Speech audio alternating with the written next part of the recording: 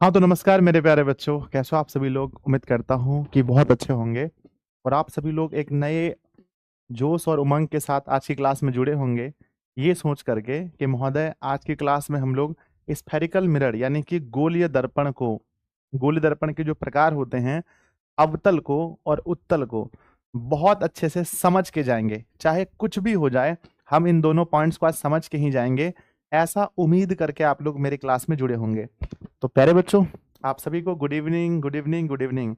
और दिशा फैमिली वाले सभी को दिशा ऑनलाइन क्लासेस के यूट्यूब चैनल पर मैं आप सभी का बहुत बहुत स्वागत करता हूं। बच्चों जल्दी से लाइव आ जाओ सब लोग। अब आपके मन में सवाल होंगे, गुरुदेव आप थोड़े से लेट हो गए।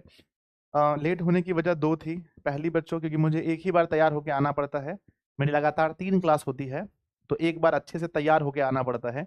दूसरी बात ये कि बच्चों कुछ कुछ इमेजेस वगैरह थे जो सही नहीं लगे थे, जिससे मैं आप लोगों को समझा पाऊँ, तो मैं कुछ इमेज फिर से नया करने की कोशिश में मैं थोड़ा लेट हो गया। चलो बच्चों, गुड इवनिंग सभी को, good evening, good evening, good evening. ठीक है ना? चलिए आगे बढ़ जाएं। चलो बच्चों, मैंने बताया था सबसे पहला कार्य जैसे ही हम क्लास में जुड़ते हैं, हम दिशा वाले हैं, हमारा सबसे पहला कार्य होना चाहिए कि अधिक से अधिक बच्चे कैसे इस क्लास के बारे में जानें। उसके लिए हमें क्लास शेयर करना पड़ता है। क्लास 10th हम लोग पढ़ रहे हैं, रिफ्लेक्शन ऑफ लाइट चल रहा है हमारा, प्रकाश का परावर्तन। ये टॉपिक 12th क्लास में भी हमें पढ़ना है, इसीलिए इस टॉपिक को बहुत अच्छे से पढ़िए। और लेक्चर नंबर 4 है। पहले आप लोग ये सुनिश्चित कीजिए, क्या आप लोगों ने इस क्लास को शेयर कर दिया? सभी बच्चों से मैं कहना चाहता हूं, क्या आप लोगों ने इस क्लास को बहुत अच्छे से शेयर कर दिया? हर व्हाट्सएप ग्रुप पर, टेलीग्राम ग्रुप पर, जहां पर भी आप जुड़े हैं, सब लोगों को शेयर करना है। इसमें कोई पैसा नहीं लगता है। और क्लास को पसंद कर दीजिएगा अगर अच्छा लगे तो बच्चों, है ना? दूसरी बात ये सुनिश्चित कीजिए क्या आप लोगों ने इसके पार्ट 3 तक देखा है? क्या आप लोगों ने पार्ट 3 तक पहले देख लिया है? जल्दी से सुनिश्चित करेंगे यस यस लिख करके। हाँ गुरुदेव, यस यस यस, बहुत बढ़िया। सभी बच्चे कमेंट बॉक्स में लिख रहे हैं कि गुरुजी हम लोग पार्ट 3 तक देख चुके हैं। क्योंकि बच्चों देखो, हर अगला क्लास जो होता है हर अगला क्लास जो होता है वो पिछले क्लास से रिलेटेड होता है। और अगर आप पिछला क्लास नहीं देखेंगे तो अगले क्लास में आपको प्रॉब्लम होने वाली है। अगर आपने देखा है तो ईमानदारी से बताना, हम लोग पिछले क्लास में क्या पढ़े थे? जल्दी बताओ, है ना? जो हम लोग का प्रीवियस क्लास था, है ना, प्रीवियस क्लास में हम लोगों ने क्या पढ़ा था? क्लास में हम क्या पढ़े थे? हम क्या पढ़े थे बच्चों? जल्दी बताओ, कोई बता सकता है कि प्रीवियस क्लास में हम लोग क्या पढ़े थे? हाँ, आंसर आने स्टार्ट हो चुके हैं सभी बच्चों के, बहुत बढ़िया। सब लोग कह रहे हैं गुरुजी पिछली क्लास में हम लोग पढ़े थे, पिछली क्लास में हम लोग पढ़े थे। सबसे पहला आंसर किसका आया भाई साहब? पिछले क्लास में हम लोग समतल दर्पण के बारे में पढ़े थे, सोनू जी का आंसर है। पिछले क्लास में हम लोग प्लेन मिरर के बारे में पढ़े थे, बहुत अच्छे से। ठीक है। चलो, तो बच्चों पिछले क्लास में हम लोग समतल दर्पण के बारे में पढ़े थे। ये आपका कहना है कि गुरुदेव पिछली क्लास में हम लोग समतल दर्पण के बारे में पढ़े थे। बच्चों हमेशा जब भी क्लास में आओ तो ये पढ़ के आओ कि हम लोग पिछली क्लास में क्या क्या पढ़े थे, और अगली क्लास में जो बनी, यानी हम लोग इस क्लास में क्या पढ़ने वाले हैं, ये भी आपको पता होना चाहिए। आज की क्लास में हम लोग क्या पढ़ेंगे बच्चों? आज क्या होने वाला है? तो गुरुजी आज होने वाला है ना, स्फेरिकल स्फेरिकल मिरर। यानी बच्चों आज होने वाला है हमारा गोलीय दर्पण। क्या होने वाला है बताओ? आज हम लोग पढ़ने वाले हैं गोलीय दर्पण के बारे में। आज हम लोग गोलीय दर्पण के बारे में पढ़ने वाले हैं। ठीक है। समतल का मतलब होता है, समतल का मतलब होता है बच्चों प्लेन। अंग्रेजी में क्या बोलते हैं इसको? समतल को इंग्लिश में क्या बोलते हैं? प्लेन बोलते हैं। ठीक है। मैं आपको बताना चाहता हूं, मैं आपसे एक दो सवाल पूछूंगा मेरे बच्चे, जल्दी से इसके बारे में बताओ। ये कौन सा दर्पण है?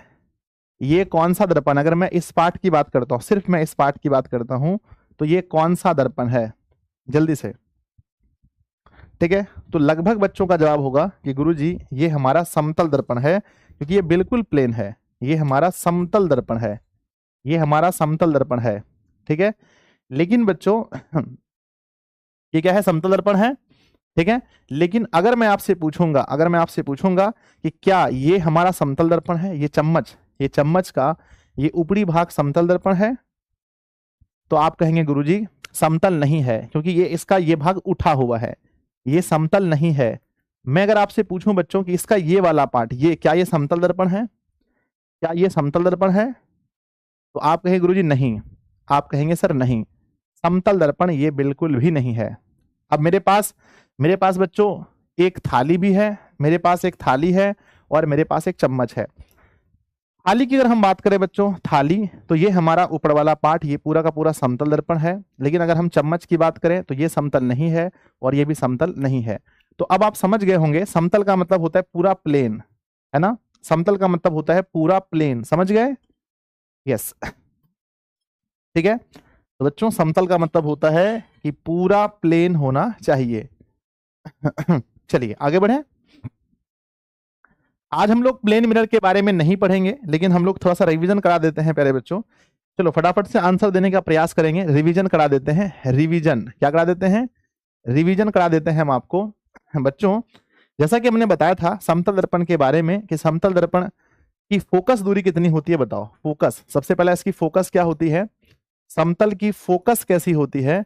तो मेरे बच्चे आपने कहा था कि समतल की जो फोकस होती है, समतल दर्पण की जो फोकस होती है वो अनंत होती है। दूसरी बात, यह कैसा प्रतिबिंब बनाता है? याद रखना, समतल जो होता है ये कैसा प्रतिबिंब बनाता है? समतल जो होता है, समतल दर्पण, ये कैसा प्रतिबिंब बनाता है? तो प्रतिबिंब के बारे में 3-4 चीजें याद रखना। सबसे पहला, हमेशा ये काल्पनिक बनाएगा। नंबर 1 काल्पनिक। नंबर 2, पहला ये काल्पनिक बनाएगा। नंबर दूसरा बच्चों, काल्पनिक होगा तो सीधा होगा, सीधा बनाएगा। नंबर तीसरा, समान आकार का, समान आकार का बनाएगा।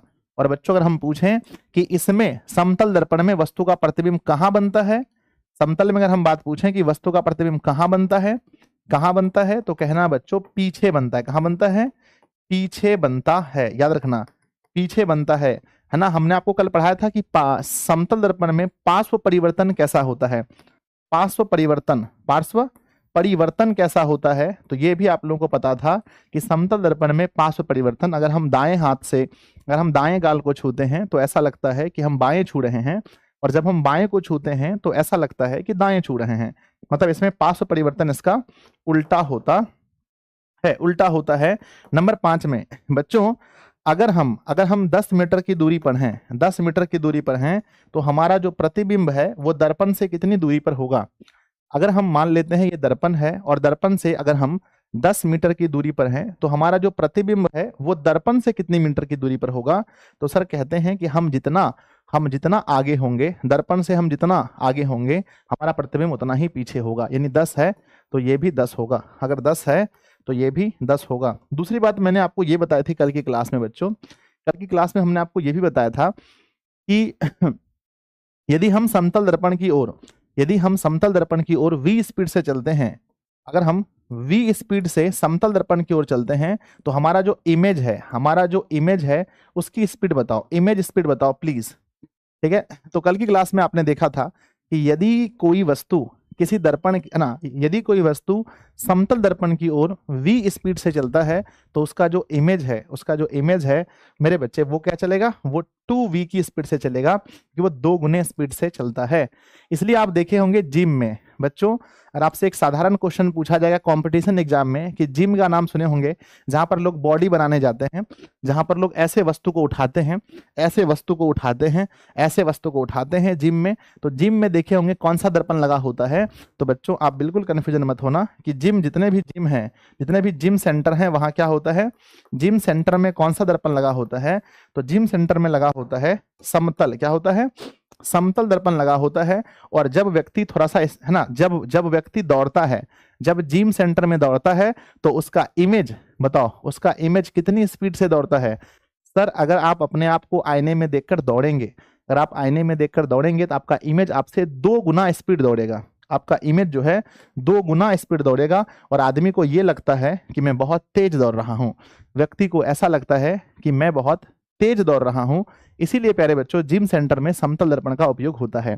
मैंने आपको बताया था कि समतल दर्पण का उपयोग और हम करते हैं, हम अपने घरों में अपना फेस देखने के लिए समतल दर्पण का प्रयोग करते हैं। हमने आपको यही बताया था कि पनडुब्बी जहाज में भी समतल दर्पण का उपयोग होता है। अगर यहां तक अगर आपको अगर बिल्कुल क्लियर बात है तो एक बार यस लिख करके बताएंगे सब लोग कि सर यस, है ना? अगर यहां तक बातें क्लियर हैं और आप लोगों ने शायद बच्चों क्लास को शेयर नहीं किया है, तो प्लीज आप लोगों से रिक्वेस्ट है कि इस क्लास को अधिक से अधिक शेयर कीजिए अपने सभी दोस्तों के पास, अपने सभी भाइयों के पास। प्लीज आप सभी लोग इसको अधिक से अधिक शेयर कीजिए सभी के पास। यस यस बहुत बढ़िया, बहुत बढ़िया,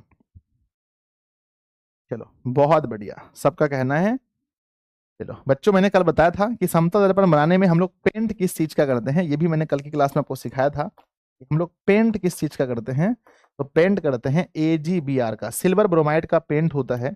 शीशे के एक भाग में सिल्वर ब्रोमाइड का पेंट होता है, इस चीज को भी आप याद रखे होंगे। चलो आज हम लोग इस टॉपिक को छोड़ते हैं और आज का हमारा जो टॉपिक है उसको लिखिए, है ना। सब लोग अपने अपनी नोटबुक में आज का टॉपिक लिखिए। टॉपिक का नाम है बच्चों गोलीय दर्पण। क्या नाम है? टॉपिक का नाम क्या है? गोलीय दर्पण, है ना। अंग्रेजी में हम इसे बोलते हैं स्फेरिकल मिरर। क्या बोलते हैं? है ना, स्फेरिकल मिरर बच्चों, है ना। अंग्रेजी में क्या बोलते हैं? Spherical mirror. सही है, शुरू करें बोलना बच्चों बताइए, क्या हम गोलीय दर्पण के बारे में शुरू कर दें? Yes sir. अब समझिए बच्चों, समतल दर्पण अब हम पढ़ना छोड़ चुके हैं, अब हम लोग पढ़ने वाले हैं गोलीय दर्पण के बारे में। समझिए, इससे पहले आपको समझना पड़ेगा एक टर्म, एक शब्द आपको समझना पड़ेगा जिसका, है ना, जो है परावर्तक सतह। परावर्तक सतह, परावर्तक सतह, ठीक है। इस चीज को समझना पड़ेगा। ये परावर्तक सतह क्या होता है बच्चों? मैं आपको कह रहा हूं कि मान लेते हैं कि ये मेरे पास, है ना, ये, सॉरी बच्चों, मान लेते हैं कि ये मेरे पास फोन है, ठीक है। ये मेरे पास फोन है, मैं अपना चेहरा इस तरफ देख सकता हूं, इसका नाम मैंने रखा है ए। क्या रखा है? ए। और इस तरफ मैं अपना चेहरा नहीं देख सकता हूं क्योंकि इस तरफ कवर लगा है, इस तरफ आईना नहीं है, मिरर नहीं है, इसका मैंने नाम रखा है बी। तो अब बताओ कि परावर्तक सतह क्या हुआ, ए या बी?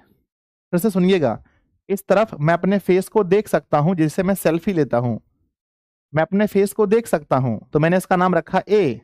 इस तरफ मैं अपने फेस को नहीं देख सकता हूं, मैंने इसका नाम रखा बी। तो अब बताओ परावर्तक सतह क्या हुआ?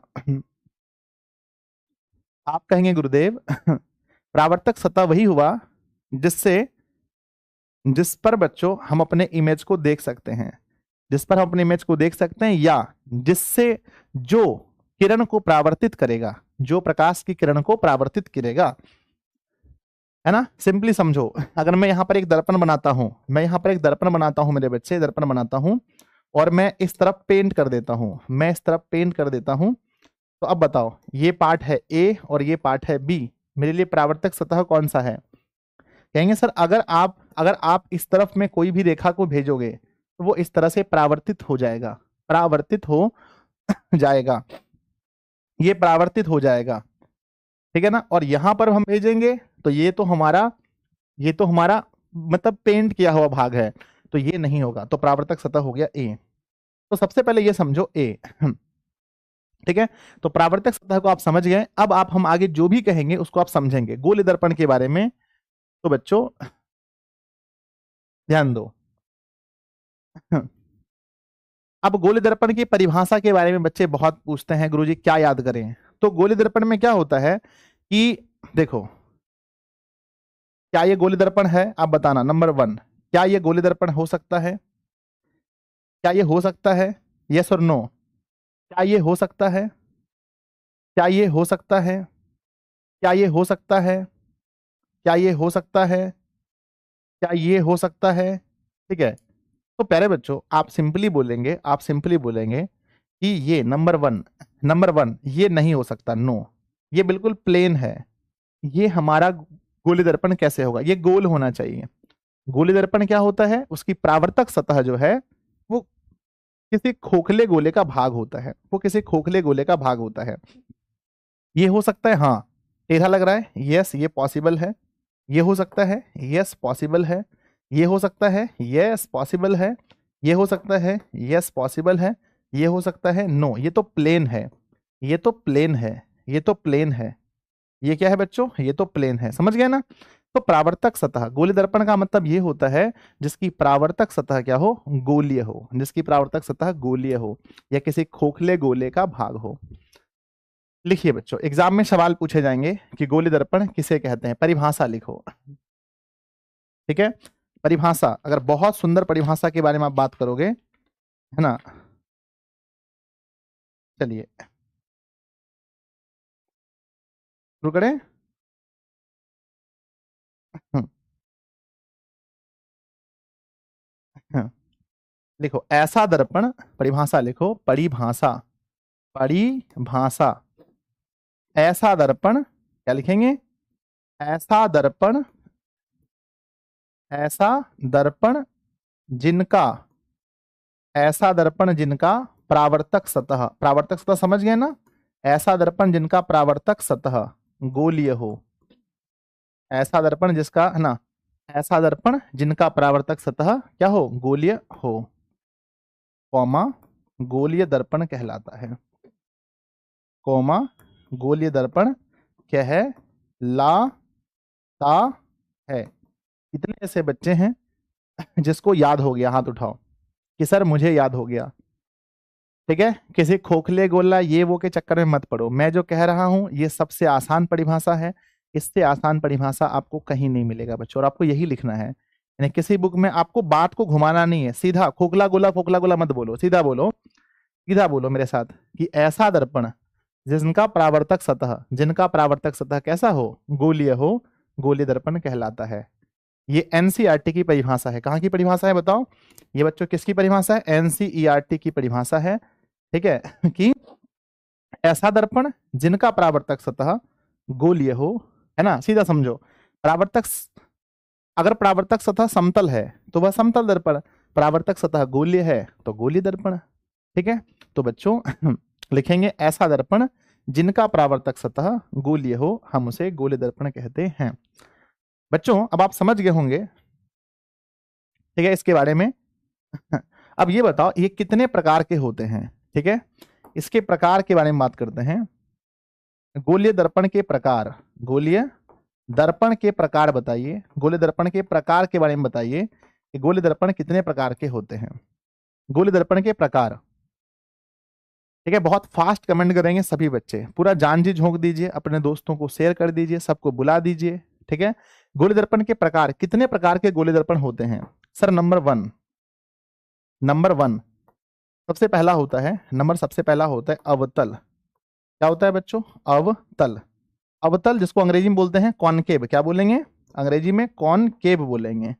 गोले का अवतल का मतलब होता है कॉनकेव, और दूसरा होता है मेरे बच्चे उत्तल, दूसरा क्या होता है, उत्तल, दूसरा होता है उत्तल, उत्तल को अंग्रेजी में क्या बोलते हैं बोलो, कॉन्वेक्स। ठीक है, तो एक हो गया बच्चों कॉनकेव और दूसरा हो गया कॉन्वेक्स। तो अब ये अवतल है और ये उत्तल है बच्चों, अब हम लोग इसको समझने का प्रयास करेंगे कि अवतल को हम कैसे पहचाने और उत्तल को हम कैसे पहचाने, इस पर हम लोग थोड़ी सी चर्चा करेंगे बच्चों। आ जाइए। अच्छा, अगर कोई भी दर्पण है तो उसके एक भाग में पेंट होगा, बोलो हाँ या ना। मान लो कि ये बच्चों ऐसा हमने कुछ लाया है और प्रकाश इसको पार कर जाता है, प्रकाश इसको पार कर जाता है, तो क्या ये दर्पण हुआ या शीशा, इसको हम क्या बोलेंगे, दर्पण या शीशा। ठीक है, तो सभी लोग बोलेंगे सर कि ये दर्पण नहीं हुआ, इसका नाम है शीशा, क्योंकि ये प्रकाश पार हो रहा है। ठीक है, अगर मेरे बच्चे मैं ऐसा कहता हूं कि मेरे पास ऐसा कुछ दिया गया है, गोलीय है और इसके इस भाग में पेंट हो गया है, एक भाग में पेंट कर देते हैं, तो अब ये हमारा दर्पण हुआ, अब ये हमारा दर्पण हुआ। ठीक है, अब ये क्या हुआ बच्चों, अब ये हमारा दर्पण हो गया। ठीक है, और इसी चीज को मैं उल्टा लिख देता हूं, इस तरफ से लिख देता हूं। तो प्यारे बच्चों, इसके हम लोग अगर इस भाग को पेंट कर दें, अगर हम इसके भीतर वाले भाग को पेंट कर दें, इसके भीतर वाले भाग को पेंट कर दें, भीतर वाले भाग को पेंट कर दें, तो ये हमारे पास एक इस प्रकार से बना है। ठीक है, चलो, तो ये भी हमारे पास बन गया दर्पण। बच्चों क्या आप बता सकते हैं कि फर्स्ट वाला जो फिगर है ये कौन सा दर्पण है, फर्स्ट वाला जो फिगर है ये कौन सा दर्पण है, कोई बता सकता है, चलो मैं देखना चाहता हूं नाम, जो फर्स्ट फिगर है ये कौन सा दर्पण है। सही बच्चे कह रहे हैं कि सर ये जो दर्पण है जिसके बाहरी भाग पर जिसके बाहरी भाग को रजतित किया गया है। पेंट करने को बच्चों फिजिक्स की भाषा में रजतित करना कहते हैं। इसके बाहरी भाग को रजतित किया गया है ना। तो बच्चों हम इसे बोलते हैं, ये हमारे पास है अवतल। ये है बच्चों अवतल, है ना। यानी कि इसका जो परावर्तक सतह है, अच्छा बताओ इसमें परावर्तक सतह कौन सा है, ए या बी? इसका परावर्तक सतह कोई बता दो कि इसकी जो परावर्तक सतह है वो क्या है, ए है या बी है? तो बच्चे कमेंट बॉक्स में लिखेंगे। सबको पता है परावर्तक सतह का मतलब होता है जिस तरफ पेंट किया हुआ नहीं हो, है ना। यानी बच्चों आप कहेंगे सर इसकी परावर्तक सतह है ए, ए ए ए बच्चों परावर्तक सतह है। और आप ये बताओ ए धंसा हुआ है या उभड़ा हुआ है? इसकी जो परावर्तक सतह है वो धंसा हुआ है या उभड़ा हुआ है? उभड़ा, जल्दी से बताइए। इसकी परावर्तक सतह जो है इसका धंसा हुआ है या उभड़ा हुआ है?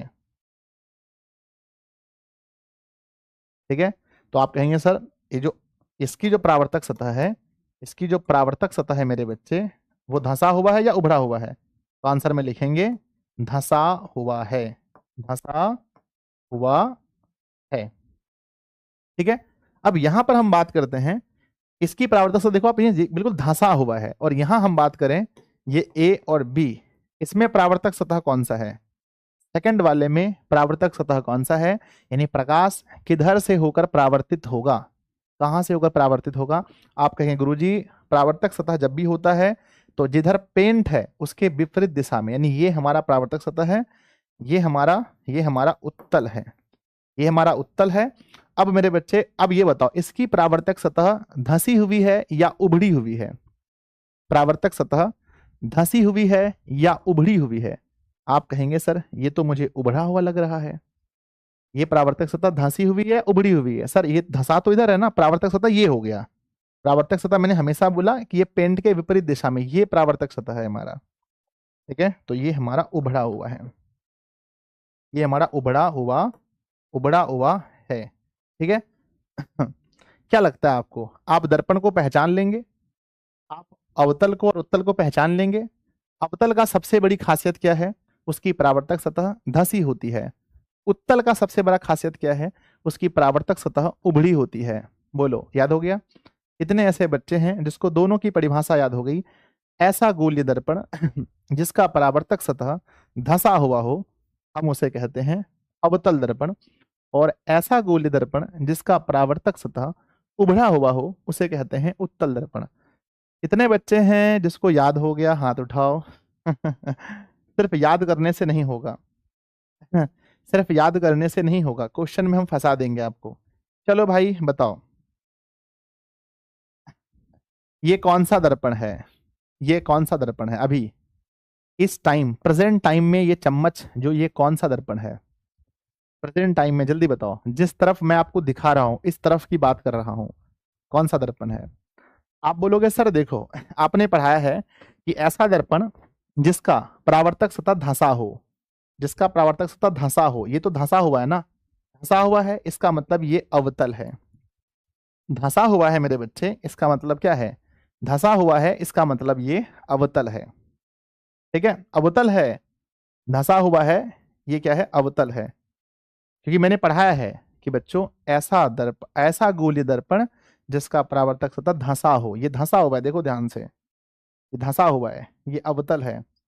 अब मेरे बच्चे जस्ट मैं इसको उल्टा करता हूं, जस्ट मैं इसको उल्टा करता हूं। ठीक है, अब बताओ ये क्या है? अब बताओ, अब बताओ यही चम्मच कौन सा दर्पण बन गया? यही चम्मच कौन सा दर्पण बन गया? तो आप बोलोगे सर ऐसा दर्पण जिसका परावर्तक सतह उभड़ा हो। देखो ये उभड़ा हुआ है, ये प्लेन नहीं है, ऐसे मैं नापता हूं, ये उभड़ा हुआ है, उभड़ा हुआ है, ये माथा निकला हुआ है, उभड़ा हुआ है।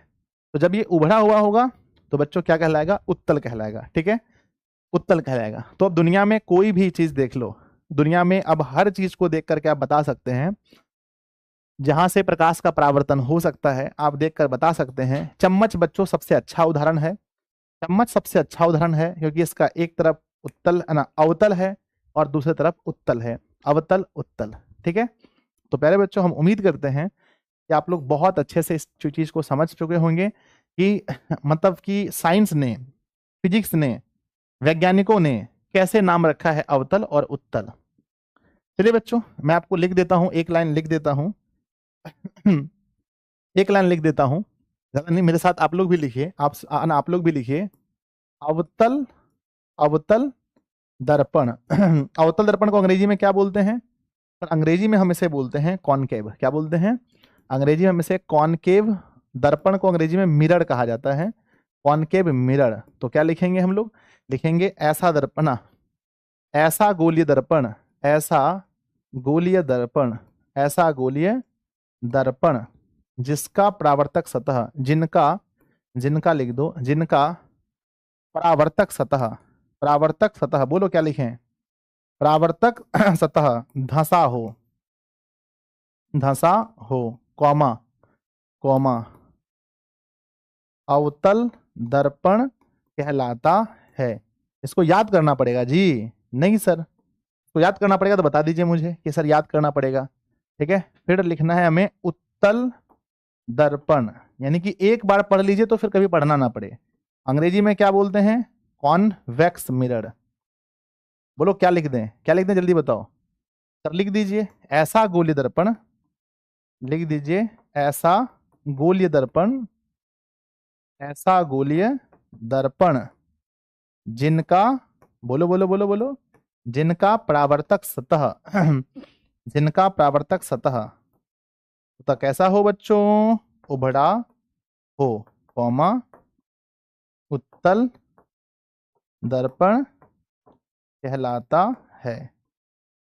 अब बताइए कितने दिनों में आपको याद होगा? अगर आपको याद करना पड़े, अगर मैं कह दूं कि मेरे छोटे भाई बहन इसको याद करके आना, तो आप कितने दिन में याद कर पाओगे? जल्दी बताओ। अवतल दर्पण और उत्तल दर्पण को कब तक याद कर पे आओगे, याद करके आओगे? सिंपली बात है सर। देखो, सबसे पहले मैंने गोलीय दर्पण की परिभाषा बताई आपको। क्या बताई मैंने? बहुत प्यारा सा, ऐसा दर्पण जिनका परावर्तक सतह गोलीय हो, हम उसे गोलीय दर्पण कहते हैं। सबसे पहले गोलीय दर्पण की मैंने परिभाषा बताई, फिर मैंने आपको बताया अवतल की परिभाषा कि ऐसा गोलीय दर्पण जिनका परावर्तक सतह धंसा होगा, हम उन्हें अवतल बोलेंगे। और ऐसा गोलीय दर्पण जिनका परावर्तक सतह उभड़ा हुआ होगा, हम उन्हें उत्तल बोलेंगे। तो प्यारे बच्चों, हम उम्मीद करते हैं कि आप लोग याद कर लिए होंगे बहुत आसानी से। चलिए, आप लोग बच्चों क्लास को एक बार लाइक कर दीजिए। जितने भी बच्चे लाइव क्लास में जुड़े हैं, मैं आप लोगों से रिक्वेस्ट करता हूं कि सभी बच्चे एक बार क्लास को लाइक कर दीजिए। सब लोग, 1500 बच्चे लाइव में लगभग जुड़े हैं, 1500 बच्चे लाइक कर देंगे। ठीक है। अगर मुझसे पूछोगे कि 10th क्लास में कौन सा ऐसा टॉपिक था गुरुदेव जो आपको समझ में नहीं आया, तो मैं बोलूंगा बच्चों, मुझे जो समझ में नहीं आया वो टॉपिक था दर्पण। दर्पण जल्दी समझ में नहीं आता है, बच्चे रट लेते हैं, उत्तल इसको कहते हैं, अवतल इसको कहते हैं, गोली इसको कहते हैं, पर आज तक वो समझे ही नहीं है। क्या आप समझ गए? उत्तल में और अवतल दोनों दर्पण को आप समझ गए? सर समझ गए। कांच कभी उत्तल अवतल नहीं है बच्चों, कांच उत्तल और अवतल नहीं हो सकता है। क्या आप उत्तल और अवतल को समझ गए हैं? हाँ सर। अब बच्चों दोनों के बारे में बहुत ही अच्छी बात मैं आपको बताने वाला हूं। चलिए, दोनों के बारे में एक बहुत ही प्यारी सी बात मैं आपको बताऊंगा बच्चों, बहुत ही प्यारी सी बात। चलिए, मैं आपको बता रहा हूं बहुत प्यारी बात अवतल के बारे में। किसके बारे में? अवतल के बारे में, जिसको अंग्रेजी में हम लोग कॉनकेव कहते हैं। इसके विषय में मैं आपको बहुत प्यारी सी बात आपको बताने वाला हूं बच्चों, जो आपको हमेशा याद रहेगा। मैंने बताया परावर्तक सतह धंसा होगा, तो मैंने इसकी परावर्तक सतह को धंसा दिया। ये क्या बन रहा है बोलो? सर ये अवतल बन रहा है। अभी मैं आपको कुछ नहीं समझाऊंगा कौन सा टर्म क्या है नहीं है। अब मैं क्या करता हूं कि मैं इस पर मैं इसके मुख्य अक्ष के समांतर, अब आप सोचेंगे सर ये मुख्य अक्ष क्या होता है, आगे हम आपको बताएंगे।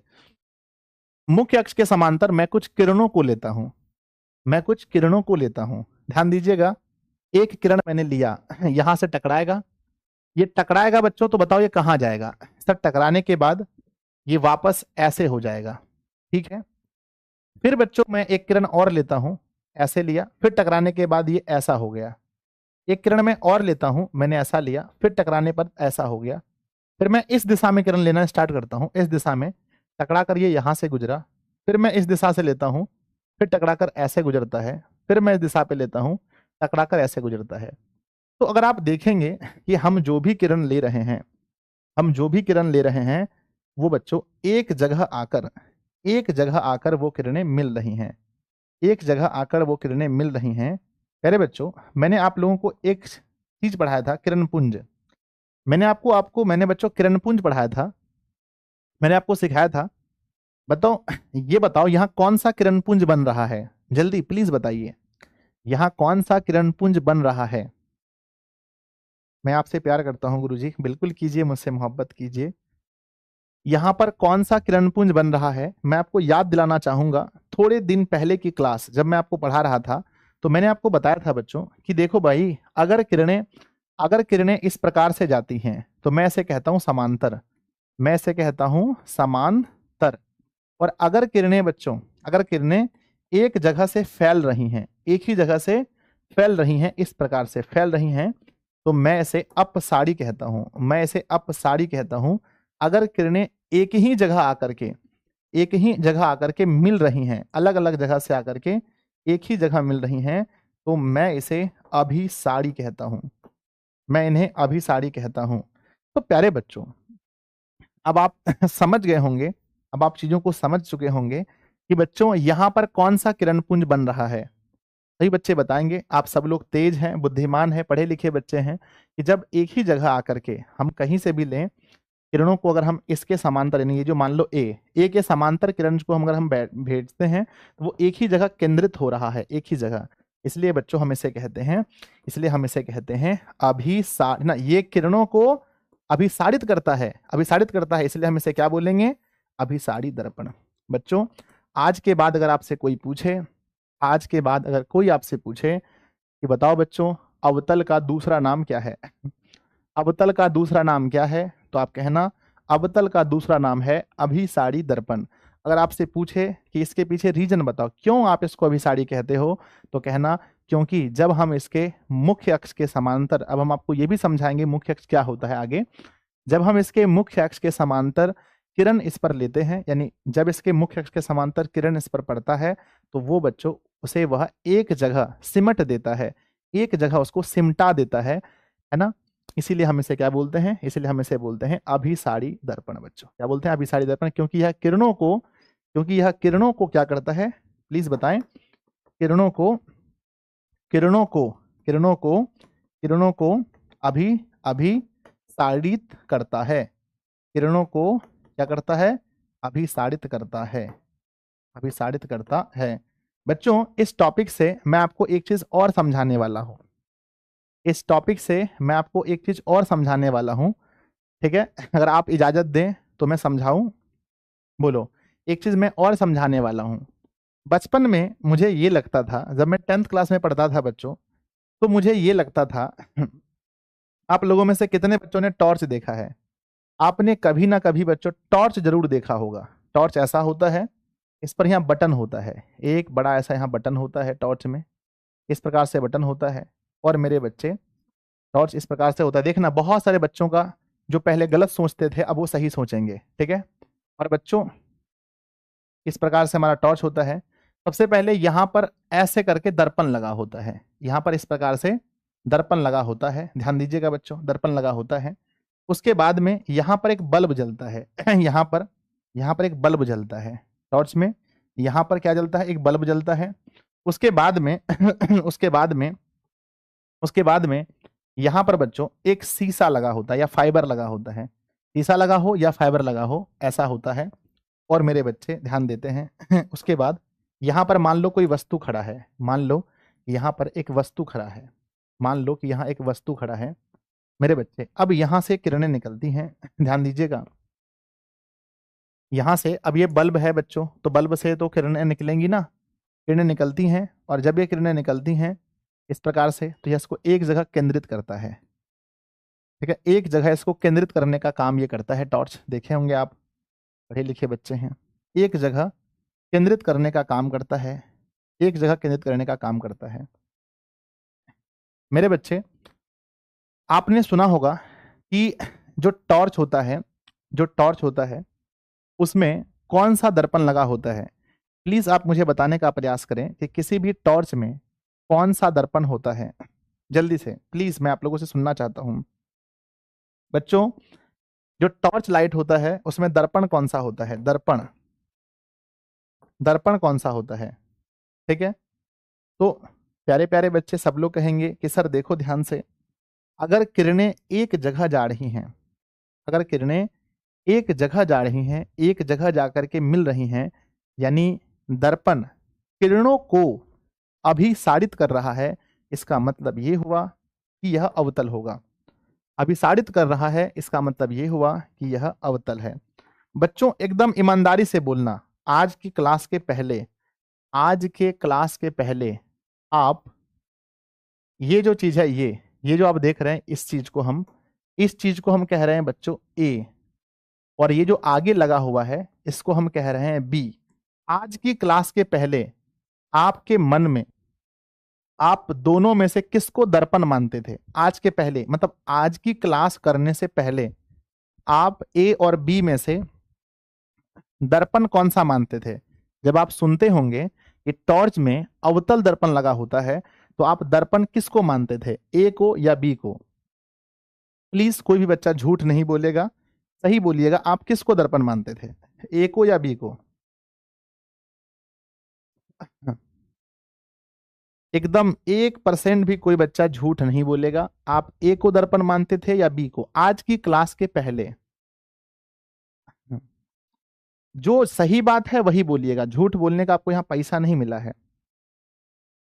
चलिए, बहुत सारे बच्चे सही भी मानते थे, बहुत सारे बच्चे गलत भी मानते थे। मैं बच्चों खुद गलत मानता था। मुझे ऐसा लगता था कि जो ये आगे शीशा होता है ना, जो आगे शीशा होता है यही दर्पण है। लेकिन बच्चों ये 100% गलत है, ये शीशा दर्पण नहीं है।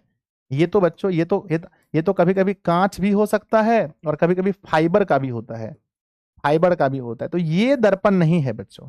दर्पण वो जो कटोरी है ना, कटोरी, ये जो कटोरी लगा होता है, किसी भी टॉर्च को कभी फोड़ के देखना, खराब टॉर्च होगा ना, फोड़ना क्यों, उसको आगे वाला खोल के देखना।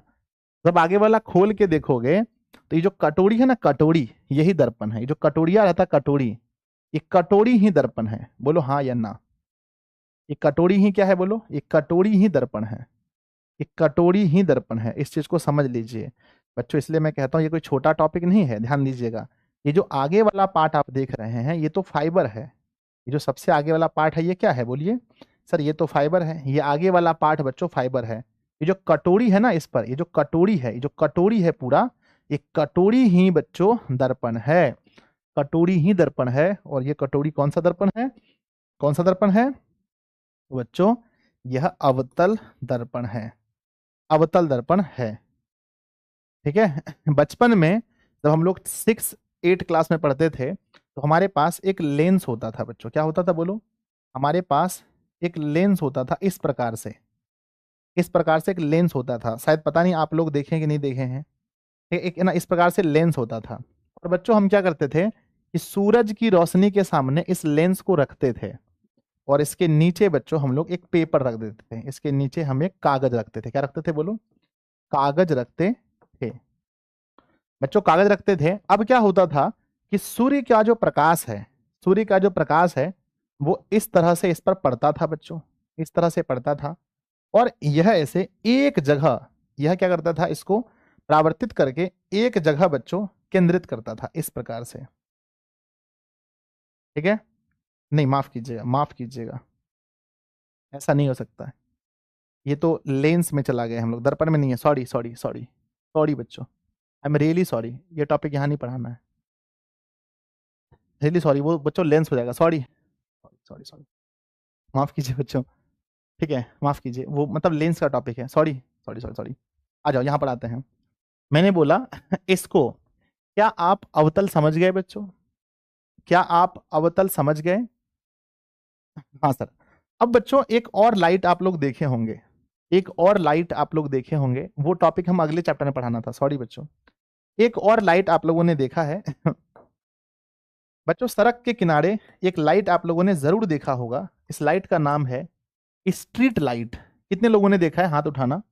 ऐसा करके लाइट होता है और यहां पर इस तरह से एक खंभा दिया होता है, इस तरह से एक खंभा दिया होता है। और खंभा पर बच्चों, खंभा पर इस प्रकार से दर्पण लगा होता है। इस प्रकार से खंभा पर दर्पण होता है और दर्पण के बाद यहां पर एक बल्ब होता है। यहां पर एक बल्ब होता है, यहां पर ये क्या है, बल्ब है। यहां पर एक बल्ब होता है और बल्ब के ऊपर से फाइबर लगा होता है, इस तरह से फाइबर लगा होता है, इस तरह से, इस तरह से।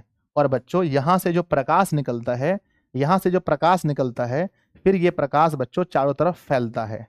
ये प्रकाश चारों तरफ फैलता है। कितने बच्चों ने देखा है, हाथ उठाओ। कितने बच्चों ने इसको देखा है? सॉरी, रोशनी पड़ेगा फिर ऐसे फैलाएगा, रोशनी फैलाता है इस तरह से मेरे बच्चे, रोशनी फैलता है। ठीक है, इस लाइट को कितने बच्चों ने देखा है? सर इस लाइट को बोलते हैं स्ट्रीट लाइट। क्या बोलते हैं?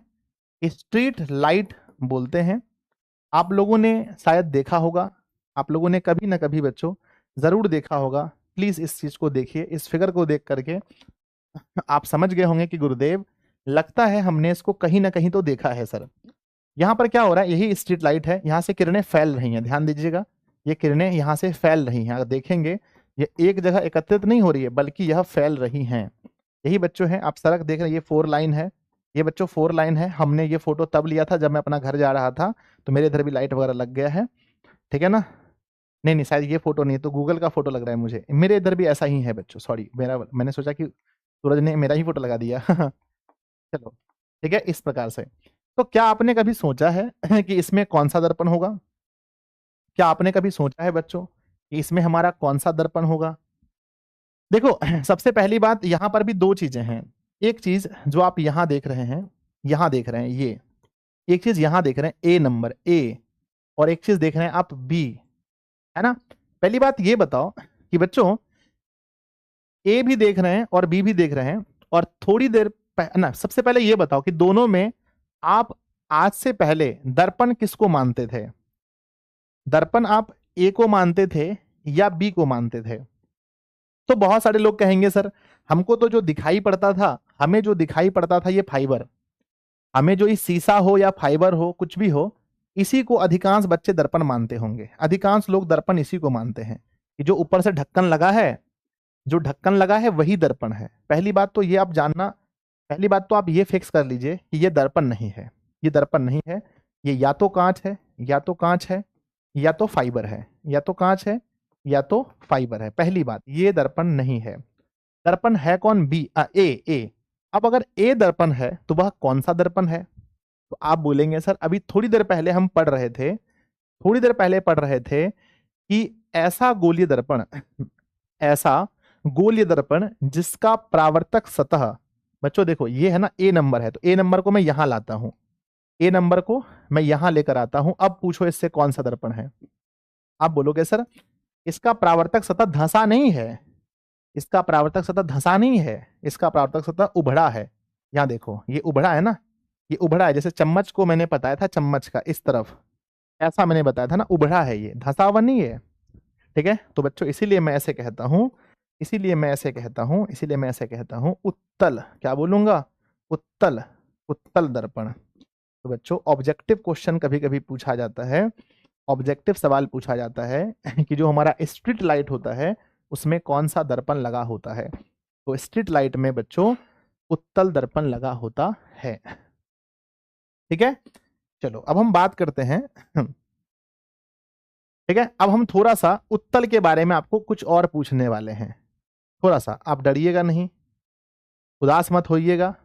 ठीक है, जैसा मैंने अवतल के बारे में यहां आपको मैंने बोला कि हम इसे अभिसारी दर्पण कहते हैं। अगर आपके बाद बिहार बोर्ड के एग्जाम में क्वेश्चन पूछा जाएगा कि अवतल दर्पण को, ये सवाल पूछा गया, मान लो 2 नंबर का क्वेश्चन है, सवाल पूछा गया, क्या पूछा गया कि अवतल दर्पण को, अवतल दर्पण को अभिसारी दर्पण, अभिसारी दर्पण क्यों कहा जाता है? दर्पण क्यों कहा जाता है? कितने ऐसे बच्चे हैं, कितने ऐसे बच्चे हैं जिसके पास इसका जवाब है? हाथ उठाइए कि गुरुदेव मेरे पास इसका जवाब है। सर फाइबर क्या होता है? सर फाइबर कांच की तरह ही होता है, पर वो कांच होता नहीं एक्चुअली में, देखे होंगे कांच बच्चों कांच की तरह ही होता है, डिब्बा की तरह, मतलब प्लास्टिक टाइप का होता है फाइबर, आप लोग देखे होंगे। मतलब कांच की तरह आपको लगेगा देखने में, लेकिन वो कांच होता नहीं है एक्चुअल में। कितने ऐसे बच्चे हैं जो लिख पाएंगे कि अवतल दर्पण को सवाल पूछा है, अवतल दर्पण को अभिसारी दर्पण क्यों कहते हैं? तो आप बोलोगे सर रीजन है ना, संजय सर को अच्छा शिक्षक क्यों कहते हैं? क्योंकि संजय सर अच्छा पढ़ाते हैं। तो अवतल दर्पण को अभिसारी हम इसलिए कहते हैं क्योंकि वह किरणों को अभिसारित करता है। तो सिंपली सी बात है बच्चों, हम एक फिगर बनाएंगे प्यारा सा धंसा हुआ, एक तरफ धंसा हुआ बनाएंगे और इस तरह से हम रजदित कर देंगे, और हम एक फिगर के साथ दिखा भी देंगे इस चीज को कि देखो भाई, अगर हम लोग कोई भी किरण ले रहे हैं तो वो उसको एक जगह आकर के सिमट सिमट दे रहा है। फिर इधर से भी एक दो किरण लेकर के दिखा देंगे, ठीक है, और प्यारा सा हम आंसर लिख भी देंगे। लिखेंगे आंसर में लिखेंगे बच्चों, आंसर में लिखेंगे कि अवतल दर्पण को अभिसारी दर्पण कहा जाता है, अभिसारी दर्पण कहा जाता है, दर्पण कहा जाता है क्योंकि यह समांतर किरणों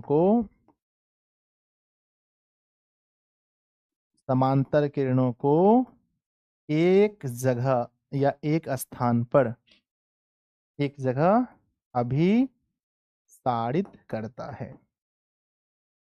प्यारे बच्चों, आपको कितना समय लगेगा इस टॉपिक को याद करने में, बताओ कितना समय लगेगा? 1 दिन, 2 दिन, 3 दिन, या गुरुदेव हमको यहाँ पर ही याद हो गया कि अवतल दर्पण को अभिसारी दर्पण इसलिए कहते हैं क्योंकि यह किरणों को क्या कर रहा है? किरणों को अभिसारित कर रहा है। यानी अलग अलग जगह की किरणें हैं, वो एक ही जगह आकर के मिल रही हैं, वो एक ही जगह आकर के मिल रही हैं। सिंपल सी बात है।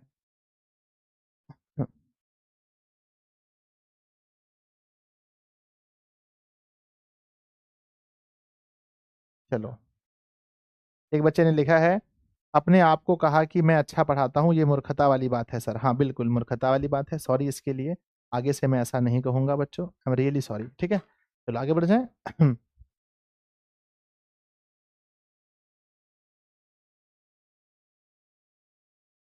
चलो हो गया।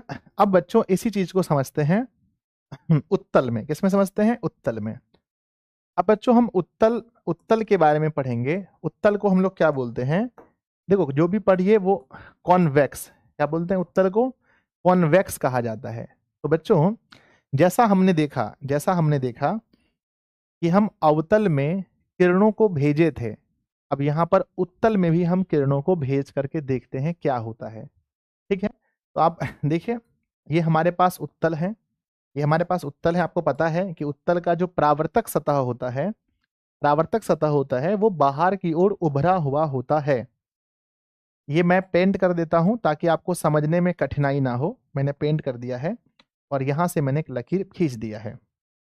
बच्चों अब ये लकीर हम ऐसे भी खींच लेते हैं। अब हम क्या करते हैं, इस पर हम प्रकाश को भेजते हैं। देखो ये टेढ़ा है, आप खुद समझदार बच्चे हैं कि अगर हम लोग इस तरह से किरण को भेजेंगे, आपको पता है कि इसका स्लोपिंग ऊपर की ओर है, तो ये कभी भी नीचे नहीं आएगा। क्या ये पॉसिबल है कि ऐसा होगा? Is it possible? यस और no? Is it possible? Yes और नो? आप सब कहेंगे sir this is not possible, ये पॉसिबल ही नहीं है। पॉसिबल ये है बच्चों कि ये किरणें ऐसे हो जाएंगी, यानी यहां से जाकर ऐसे।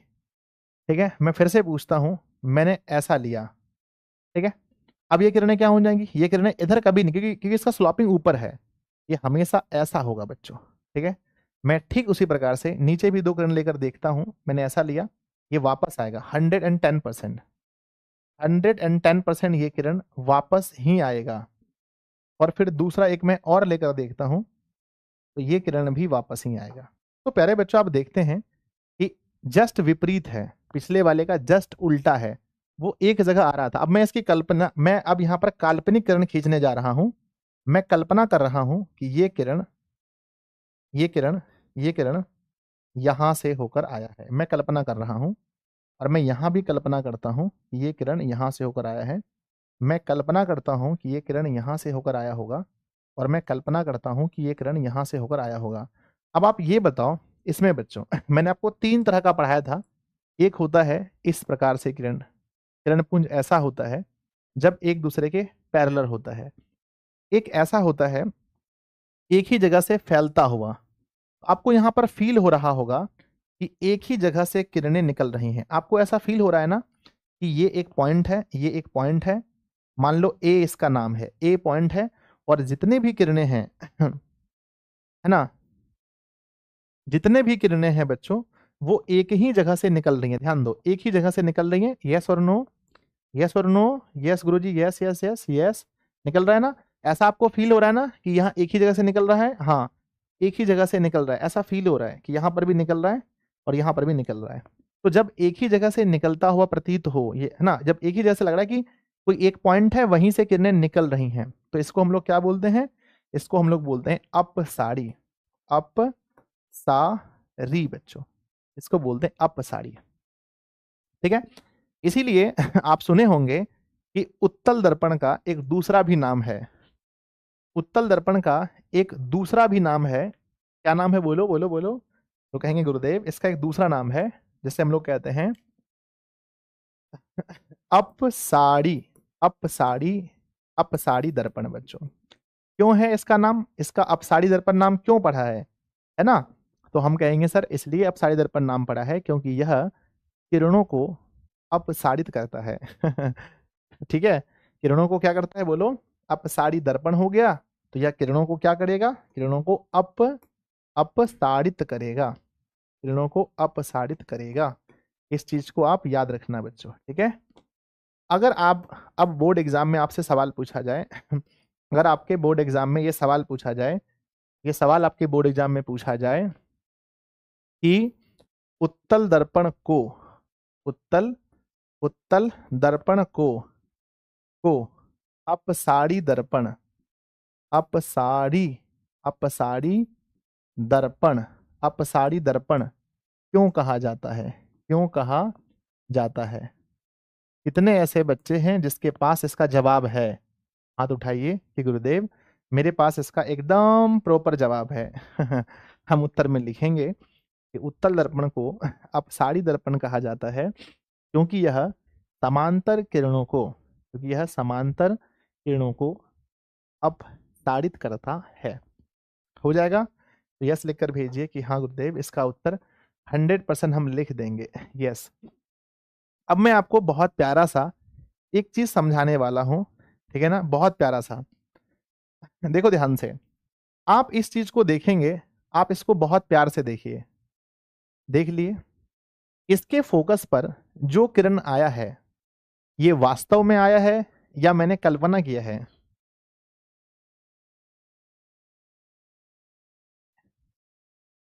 इसका जो मैंने फोकस लिया है, ये वास्तव में फोकस मिला है या मैंने कल्पना किया है? आप बोलोगे गुरुदेव इसमें कोई कल्पना नहीं है, ये किरणें यहां से आई, यहां से आई और टकराकर वास्तव में यहां आई है।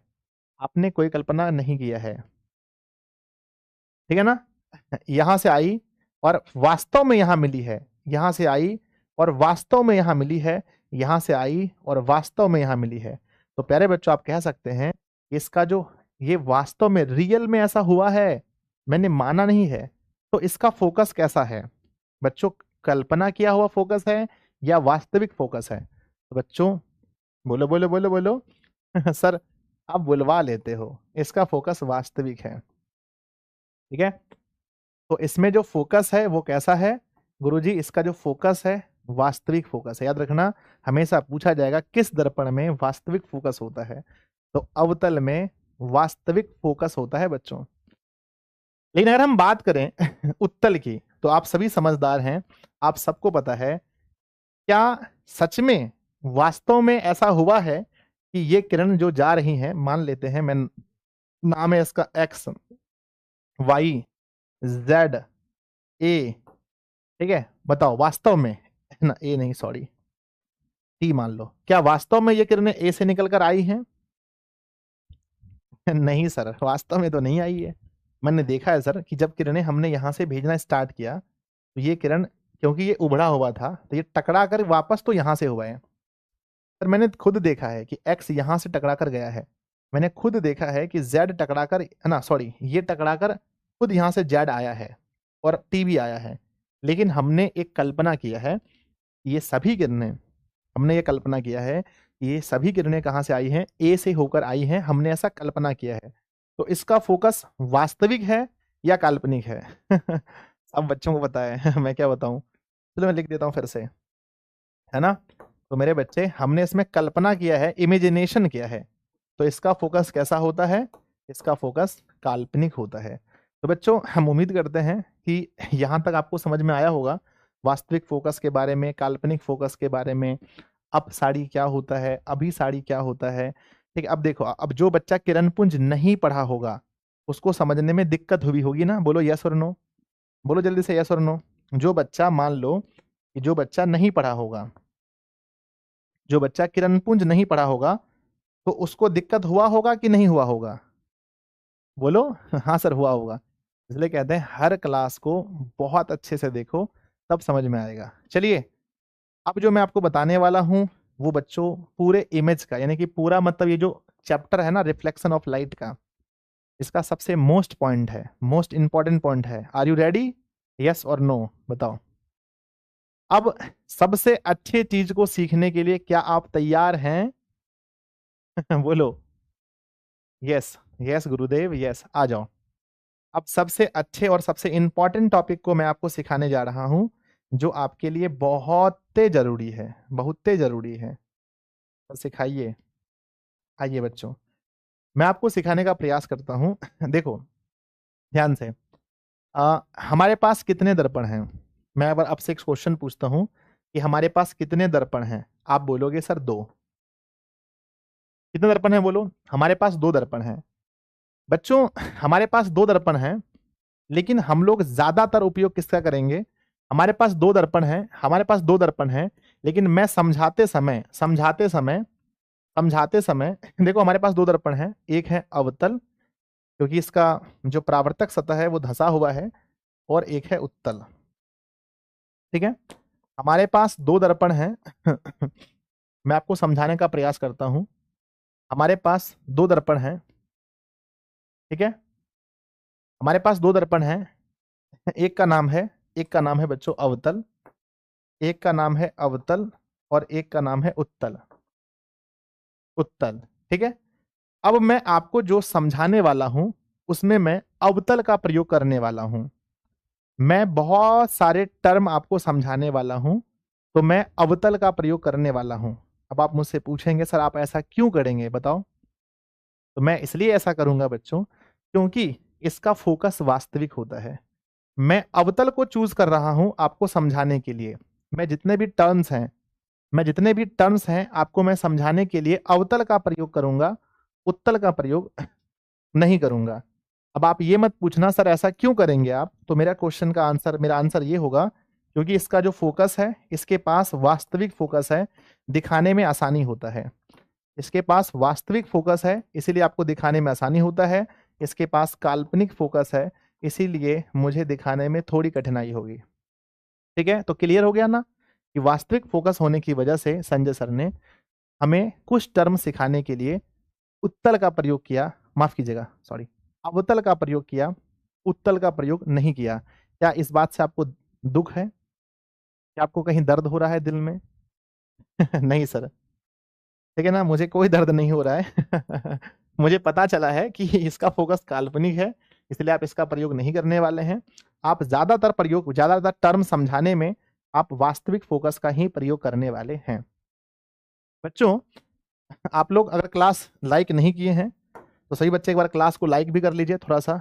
चलो, मैं कुछ टर्म आपको बोलूंगा जो शायद आप सुने होंगे पर आप उसको अच्छे से नहीं समझे होंगे, पर आज मैं आपको समझाऊंगा। आपने एक शब्द सुना होगा ध्रुव, जिसको अंग्रेजी में पोल कहते हैं, कभी ना कभी जरूर सुना होगा। इस चैप्टर को अगर आपने घर में सेल्फ स्टडी किया होगा तो आपने ध्रुव का नाम सुना होगा। आप बच्चों वक्रता केंद्र के बारे में जरूर सुना होगा, सेंटर ऑफ कर्वेचर, कर्वेचर जरूर सुना होगा, सही कह रहा हूं। आपने अगर घर में सेल्फ स्टडी किया होगा तो आपने वक्रता त्रिज्या के बारे में सुना होगा, रेडियस ऑफ कर्वेचर। बोलना सही बात है या नहीं? कर्वे है ना, कर्वेचर। आपने फोकस के बारे में जरूर सुना होगा, फोकस, फोकस दूरी है ना, फोकस दूरी के बारे में आपने जरूर सुना होगा, एफ के बारे में। आपने सेल्फ स्टडी किया होगा तो आपने प्रधान अक्ष के बारे में जरूर सुना होगा। प्रधान अक्ष के बारे में आपने जरूर सुना होगा, सिर्फ यस यस लिखिए। प्रिंसिपल, प्रिंसिपल एक्सिस के बारे में जरूर सुना होगा। अगर आप घर में सेल्फ स्टडी किए होंगे तो आप जरूर सुने होंगे द्वारक के बारे में। अब अंग्रेजी में से क्या बोलते हैं मुझे पता नहीं बच्चों, याद नहीं है, क्योंकि अंग्रेजी पता है आप सभी को मेरा क्या हाल है अंग्रेजी का, ठीक है। तो आपने इन सभी टर्म के बारे में एकदम जरूर सुना होगा कि ध्रुव क्या होता है, वक्रता केंद्र क्या होता है, त्रिज्या, वक्रता त्रिज्या क्या होता है, फोकस क्या होता है, फोकस दूरी क्या होता है, या फोकस भी समझ सकते हैं, प्रधान अक्ष या मुख्य अक्ष क्या होता है, और द्वारक क्या होता है। बच्चों 2 2 4 2 6, ये 6 टर्मोलॉजी है, ये 6 टर्म है जो आज आपको हंसते हंसते समझना है। यानी क्लास से निकलने के बाद अगर आपसे कोई पूछे कि बताओ भाई इन सभी चीजों के बारे में, आप बहुत हंसोगे और आप बोलोगे बच्चा वाला चीज है। यानी क्लास से निकलने के बाद आपको ये सब कुछ पता होगा, ठीक है। कितने ऐसे बच्चे हैं जिसको अभी पता है बताओ, है ना? कुछ ऐसे बच्चे हैं क्या जिसको अभी ही पता है, यानी क्लास से पहले पता है कि सर मुझे पता है ध्रुव क्या होता है, वक्रता केंद्र क्या होता है, वक्रता त्रिज्या क्या होता है, फोकस दूरी क्या होता है, प्रधान अक्ष क्या होता है, द्वारक क्या होता है, ये सब कुछ पता है बच्चों? सब कुछ। सबसे पहली बात आप ये जान लो कि ये सब चीज, ये सारे शब्द, जैसे आप देखे होंगे, जैसे मैं आपसे एक बात पूछता हूं, मैं आपको बोल रहा हूं, मैं कुछ बोलूंगा समझ लेना। मैंने लिखा क्या?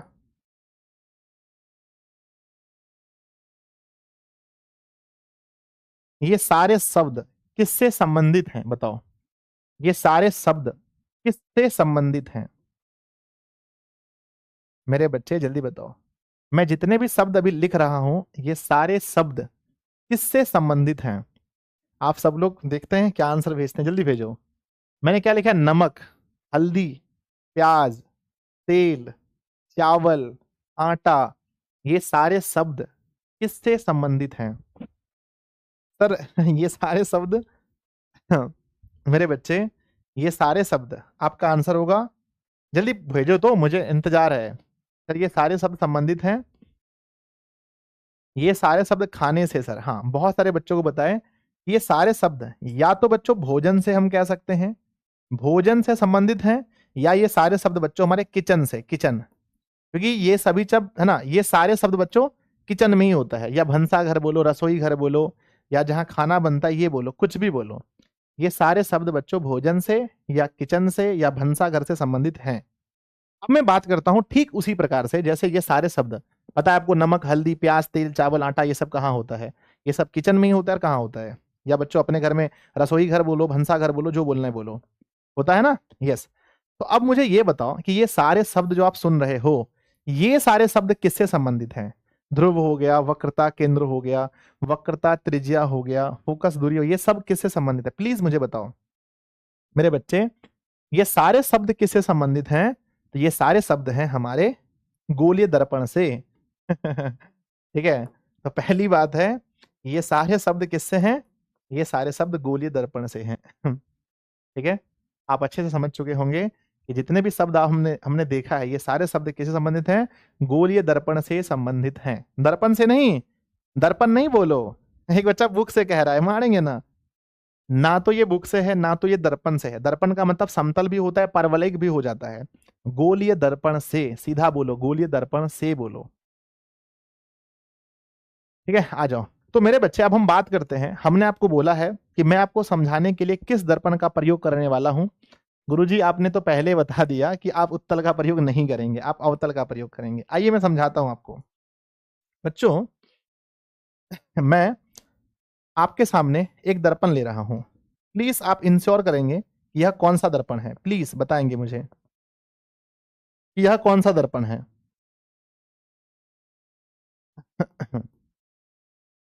ठीक है। और बच्चों देखो ध्यान से, दर्पण है ना, अब इसको है ना, इसको अंग्रेजी में मिरर बोलते हैं। इसको अंग्रेजी में मिरर, MIRROR, मिरर। इसीलिए मैं इसको एम से सूचित करता हूं, क्योंकि ये मिरर है, एम, और ये एम डैश बच्चों, ठीक है, एम और एम डैश सूचित कर रहा हूं, ठीक है।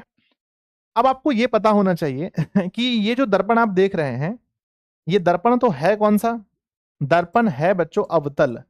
लेकिन अवतल में भी यह किस दर्पण का भाग है, तो अवतल भी ये गोलीय दर्पण का भाग है। तो मैं कल्पना करता हूं कि ये कैसा गोलीय दर्पण है जिसका भाग ये कट के निकला है, ये कैसा गोलीय दर्पण है, मैं सोच रहा हूं। तो प्लीज आप लोग भी मेरे साथ साथ कॉपी में बनाइए, मेरे साथ साथ कॉपी बनाइए ना। तो मैं ये कल्पना करता हूं कि ये बच्चों ऐसा दर्पण होगा। मैं बस कल्पना कर रहा हूं, ठीक है, मैं ऐसा कर रहा हूं कि ये ना ऐसा दर्पण होगा, मैं सिर्फ कल्पना कर रहा हूँ। देखो मैं इसको गोल बनाने का प्रयास कर रहा हूँ।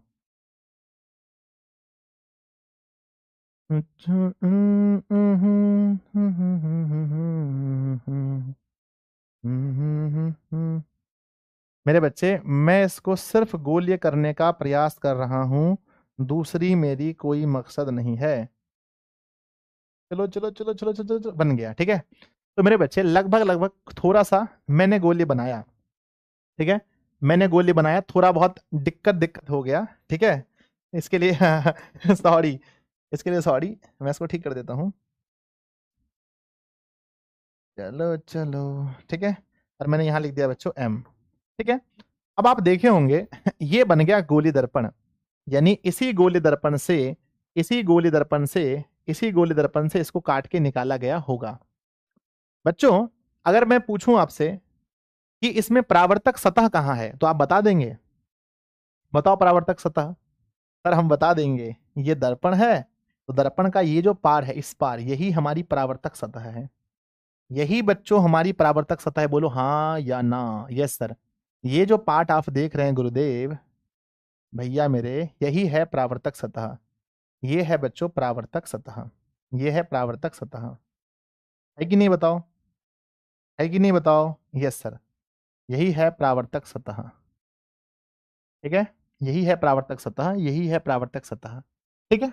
बच्चों अगर मैं आपसे कह दूं कि ये 4 मीटर का है टोटल, बच्चों कितना मीटर का है बोलो, 4 मीटर का, तो इसका मध्य बिंदु कितने है ना, इसका मध्य बिंदु क्या होगा, इसका मध्य बिंदु, अगर हम इसको बीच से, इसका मध्य बिंदु कहां पड़ेगा, अगर ये टोटल 4 मीटर का है, अगर ये टोटल 4 मीटर का है, तो इसका मिडिल पॉइंट, इसका मध्य बिंदु कहां पड़ने वाला है, मध्य बिंदु कहां पड़ने वाला है। आप बोलेंगे सर टोटल अगर 4 मीटर का है तो इसका मध्य बिंदु 2 पर पड़ने वाला है, 2 पर, ठीक है ना, 2 पर पड़ने वाला है। तो इसी प्रकार से जो गोली दर्पण होता है, उसकी जो परावर्तक सतह होती है, परावर्तक सतह, इसके मध्य में बिल्कुल बीचों बीच, बिल्कुल बीचों बीच, यहां पर बीचों बीच, ये जो बीच है, बीच, इसका जो बीच है, जो परावर्तक सतह है ना, इसी का जो मध्य होता है, इसको क्या बोलते हैं बोलो, परावर्तक सतह का, परावर्तक सतह का जो मध्य होता है वो क्या कहलाता है।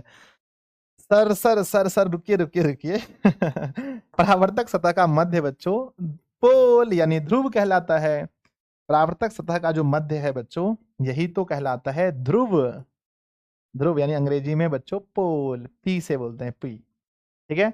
तो कितने ऐसे बच्चे हैं जो इस बात को समझ गए कि ध्रुव किसे कहते हैं।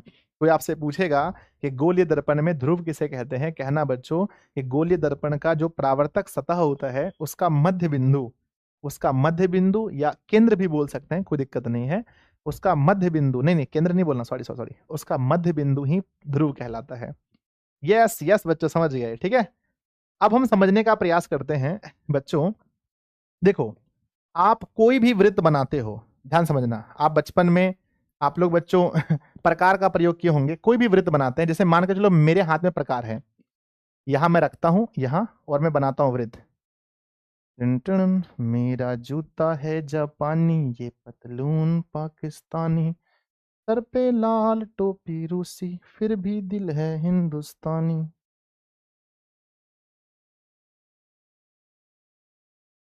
अब बताओ मेरे बच्चे, ए को क्या बोलेंगे, ए को, ये जो पॉइंट है जिस पर रख करके मैंने इसको घुमाया है, ए को हम क्या बोलेंगे? जिस पर मैंने अपने हाथ को रखकर एक वृत्त बनाया है, जल्दी बोलो, ए को क्या बोलोगे?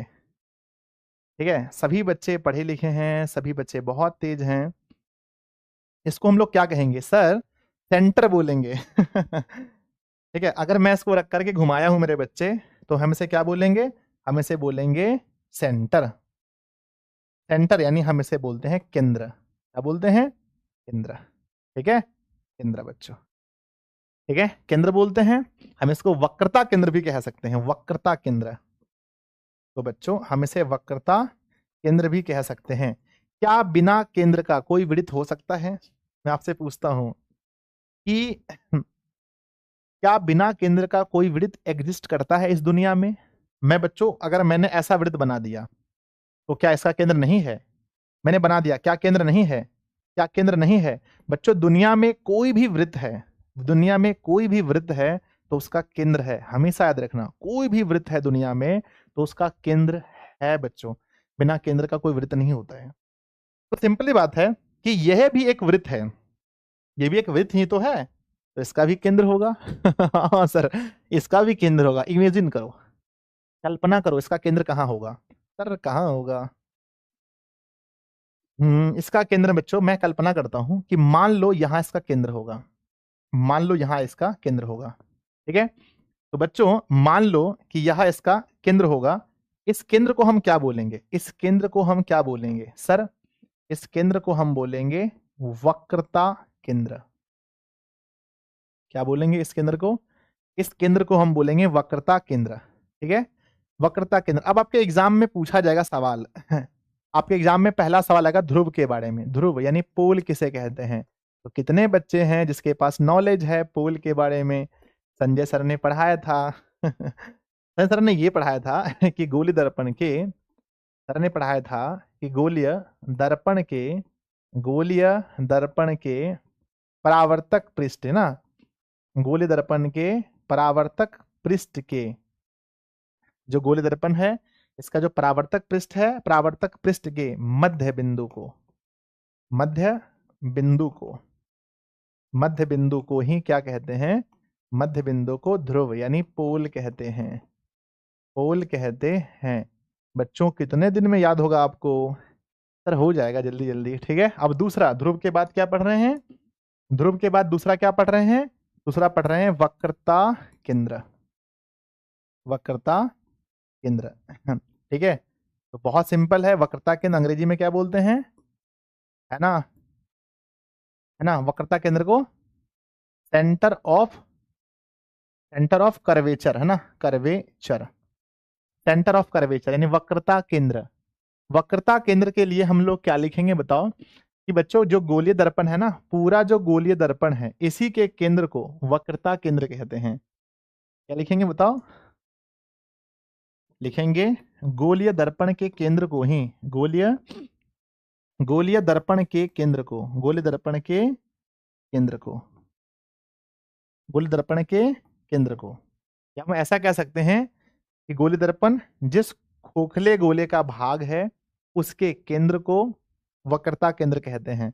या सीधा आप बोलो गोलीय दर्पण के केंद्र को गोलीय दर्पण के, गोलीय दर्पण के केंद्र को, गोलीय दर्पण के केंद्र को वक्रता केंद्र कहते हैं, वक्रता केंद्र कहते हैं।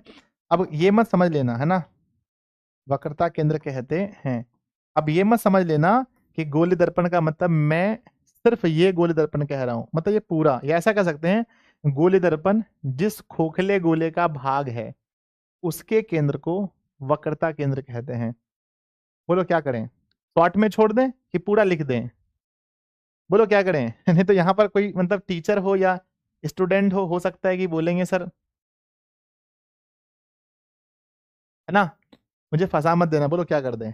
जैसा बोलोगे गोलीय दर्पण के केंद्र को, मैं गोलीय दर्पण कहने का मतलब ये मैं पूरा कह रहा हूं, ठीक है, या फिर बताओ ऐसे लिख देता हूं, रुक जाओ। गोलीय दर्पण जिस खोखले गोले का भाग है, जिस खोखले, लिख देता हूं, गोलीय दर्पण जिस खोखले गोले का भाग होता है, खोखले गोले का, गोले का भाग होता है, भाग होता है उसी के केंद्र को, उसी के केंद्र को, उसी के केंद्र को वक्रता केंद्र कहते हैं। उसी के केंद्र को वक्रता केंद्र कहते हैं, वक्रता केंद्र कहते हैं बच्चों। ठीक है, समझ गए? हाँ गुरुजी समझ गए। टाइम हो गया, क्या करें बताओ।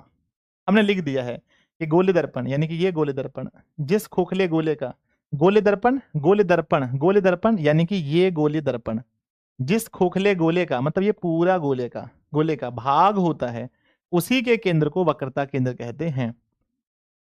बच्चे समझ गए? हाँ सर समझ गए। मेरे बच्चे अब आगे, है ना? मेरे बच्चे अब बताओ, अगर मैं एक रेखा खींचता हूं, मैं एक रेखा खींचता हूं, मैं एक काल्पनिक रेखा खींचता हूं जो वक्रता केंद्र से होते हुए, वक्रता केंद्र से होते हुए, मैं एक काल्पनिक रेखा खींचता हूं जो वक्रता केंद्र से होते हुए बच्चों ध्रुव तक जाता है। इस रेखा को आप क्या बोलोगे? इस रेखा को आप क्या बोलोगे? मैंने एक काल्पनिक रेखा खींचा जो वक्रता केंद्र से होते हुए ध्रुव तक जाता है, इसको क्या बोलोगे बताओ? सर इस रेखा को फिर से सुनो, मैंने एक काल्पनिक रेखा खींचा जो वक्रता केंद्र से होते हुए ध्रुव तक जाता है, इसको क्या बोलोगे? ऐसी काल्पनिक रेखा जो वक्रता केंद्र से होते हुए ध्रुव तक जाती है, हम इसको क्या बोलेंगे?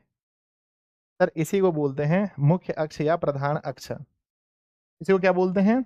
इसी को बोलते हैं बच्चों मुख्य अक्ष या प्रधान अक्ष। ठीक है ना? तो बच्चों मुख्य अक्ष या प्रधान अक्ष कहते हैं।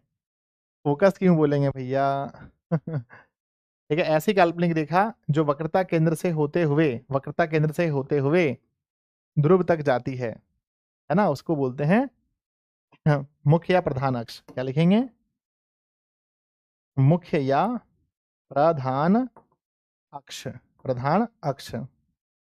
ठीक है, मेन एक्सिस या बच्चों प्रिंसिपल, प्रिंसिपल एक्सिस। तो क्या लिखेंगे बच्चों?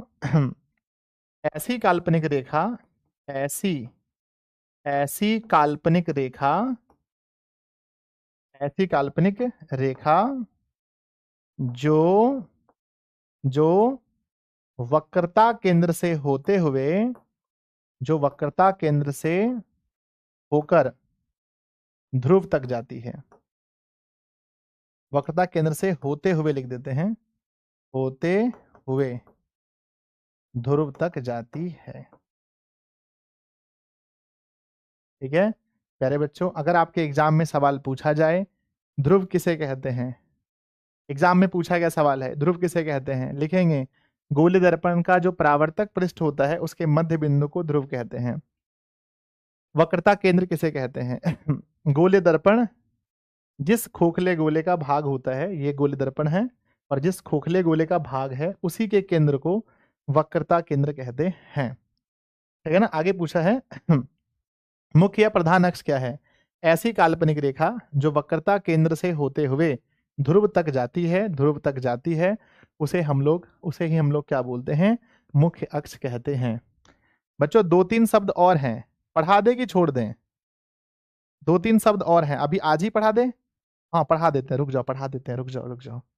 अब आगे आता है बच्चों अब आगे आता है वक्रता त्रिज्या। आगे क्या होता है बोलो? वक्रता त्रिज्या। ठीक है, अब हम लोग पढ़ेंगे वक्रता त्रिज्या।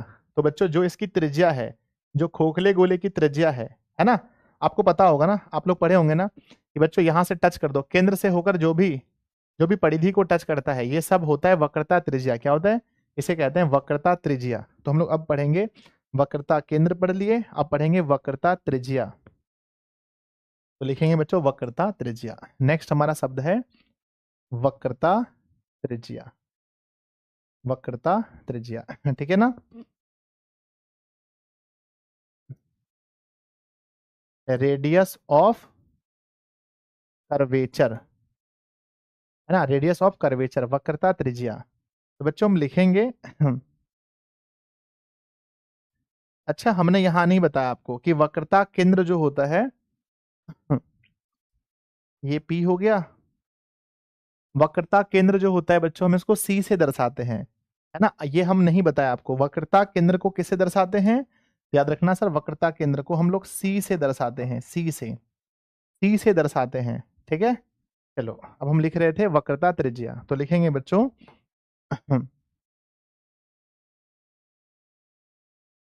गोलीय दर्पण, गोलीय दर्पण, गोलीय दर्पण जिस खोखले गोले का भाग होता है, हम पूरा फाइनल करके लिख देते हैं, गोलीय दर्पण जिस खोखले गोले का भाग होता है, जिस खोखले गोले का भाग होता है, जिस खोखले गोले का भाग होता है, भाग होता है, उसी की त्रिज्या को, उसी की त्रिज्या को, उसी की त्रिज्या को, उसी की त्रिज्या को वक्रता त्रिज्या कहते हैं, उसी की त्रिज्या को वक्रता त्रिज्या कहते हैं, वक्रता त्रिज्या कहते हैं बच्चों, कहते हैं, ठीक है ना, याद हो गया। यस, अब ध्यान से समझिए, ये हमारे पास क्या है, ये हमारे पास क्या है, गोले दर्पण है, ये हमारे पास गोले दर्पण है, और ये जिस खोखले गोले का भाग है, इसी की त्रिज्या को, इसी की त्रिज्या को क्या बोलते हैं, इसी की त्रिज्या को वक्रता त्रिज्या कहते हैं। ऐसे बच्चों P हो गया यहां और C हो गया यहां, तो P से C की दूरी है ना, वक्रता त्रिज्या कहते हैं। कितने बच्चों को याद हुआ, हाथ उठाओ जल्दी से कि सर गोलीय दर्पण जिस खोखले गोले का, गोलीय दर्पण जिस खोखले गोले का भाग होता है, उसी की त्रिज्या को वक्रता त्रिज्या कहते हैं। इसे बताओ किससे दर्शाते हैं, जल्दी बताओ किससे दर्शाते हैं, इसे हम लोग किसके द्वारा दर्शाते हैं, तो लिखेंगे इसे, इसे बड़ी आर, बड़ी आर से दर्शाते हैं, बड़ी आर से दर्शाते हैं बच्चों, इसे बड़ी आर से दर्शाते हैं, इसे हम लोग बड़ी आर से दर्शाते हैं। चलिए हो गया वक्रता त्रिज्या, यस वक्रता त्रिज्या हो गया बच्चों।